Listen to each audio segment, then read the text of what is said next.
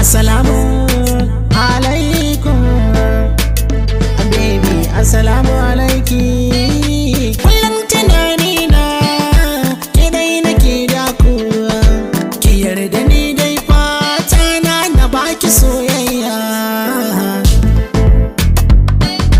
Ke dai na ɗauka tawa, ba wanda zai yi man burga. Ke kadai ce na hanga, cikin dubu ke zan ɗauka. So malaka san ki yayi mani riga, ke kadai ce zan dauka.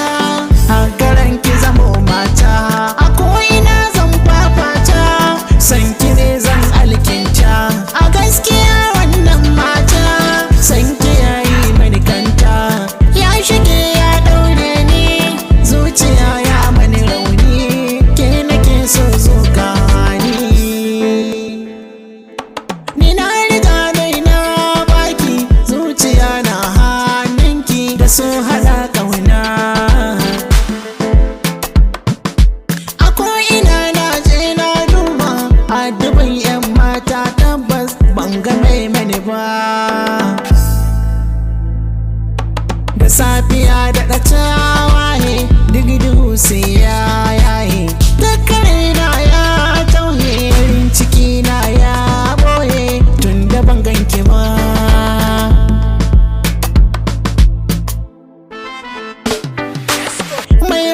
Shi ke talla mai zuma sai madalla, na daɗe ina shela, so gare ki nake maula. Taho garan share kwalla, san ki ayi man rauni.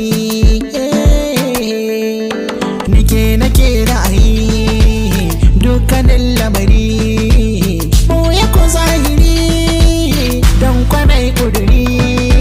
Nake nake fahari cikin dukan lamarin soyayya.